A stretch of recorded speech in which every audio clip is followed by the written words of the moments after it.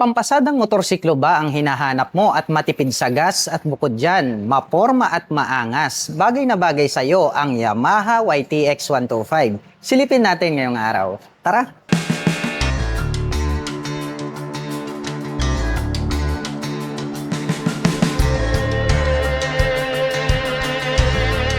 Classic type po pala ang dating nito pong Yamaha YTX 125. Dahil ito pong kanyang main headlight ay rounded shape po ito at naka-bulb type naman po ito pong kanyang high beam at low beam. Habang naka-pop up naman po ito pong kanyang mga bulb type na turn signals. At ito po ay gumagamit ng telescopic fork na glossy black color para po rito sa kanyang front suspension. Black color din po ito pong kanyang front fender.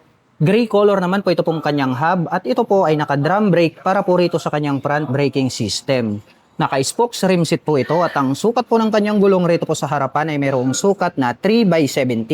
Naka-analog po ang kanyang meter panel display at makikita po natin dito yung kanyang speedometer at nandirito naman po yung kanyang odometer at mayroon po siyang light indicator dito po sa kabila. Pero wala po itong gear indicator. At gumagamit po ito ng mechanical key para po rito sa kanyang ignition at glossy black naman po ito pong kanyang naked handlebar. At pagdating naman po sa kanyang mga button selectors, meron po itong passing light, high beam and low beam, turn signal selector at horn. At mayroon po itong choke para po sa cold starting. Habang dito naman po sa kabila, nandirito po yung kanyang electric starter. Black color po ito pong kanyang mga handle grip at itim din po ang kulay nito pong kanyang mga brake levers. At ito pong kanyang fuel tank ay bilugan po ang hugis nito. May nakalagay po rito na Yamaha logo, may nakalagay na YTX, tapos Sulfur Gas Saver 125 na decal. At ito po pala ay mayroong fuel tank capacity na 7.6 liters at mayroon naman po itong fuel consumption na 45 km per liter. Ito pong kanyang upuan, ang lapad po nito at maganda po. Malambot ito pong kanyang upuan kaya komportabling sakyan.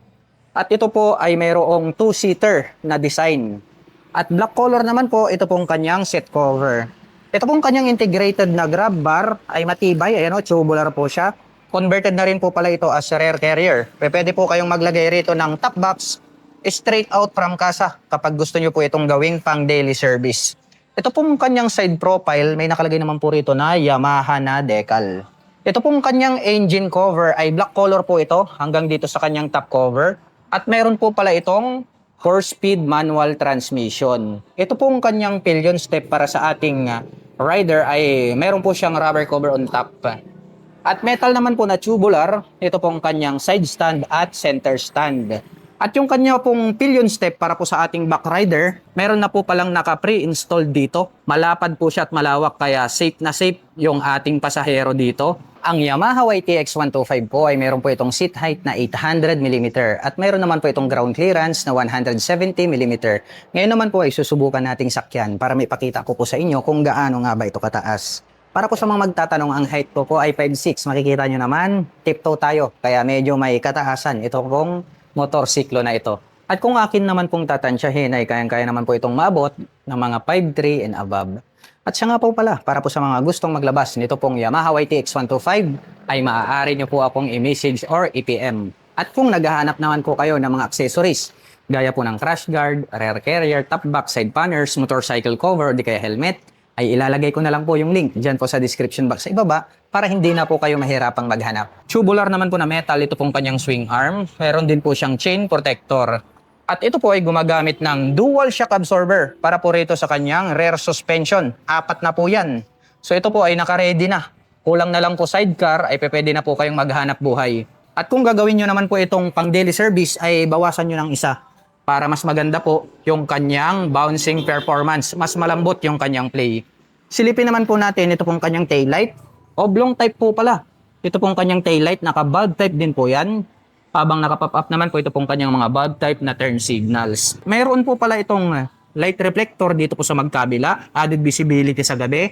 At ito pong kanyang rear fender, ang kanya pong nagsisilbing plate holder.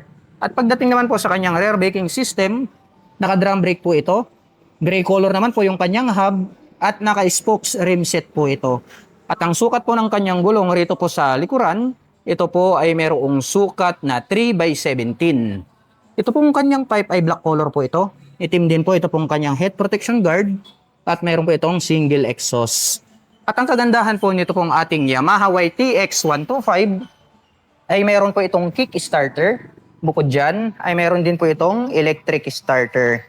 Chrome color naman po ito pong kanyang metal foot brake. At ito po ay mayroong 125 cubic centimeter engine displacement, naka single cylinder overhead valve, 4-stroke with 2 valve. At ito po ay nakakapag-provide ng maximum power na 8 HP at 7,000 RPM. Habang nakakapagbigay naman po ito ng maximum torque na 10.2 Nm at 4,500 RPM. At ang presyo po ng Yamaha YTX 125 ay nagkakahalaga po ito ng 57,900 pesos. At kung gusto mo pong kumuha ng hulugan ay kailangan mo pong mag-down payment ng 2,188 pesos. At meron po itong monthly installment na 2,955 pesos sa loob ng 3 taon.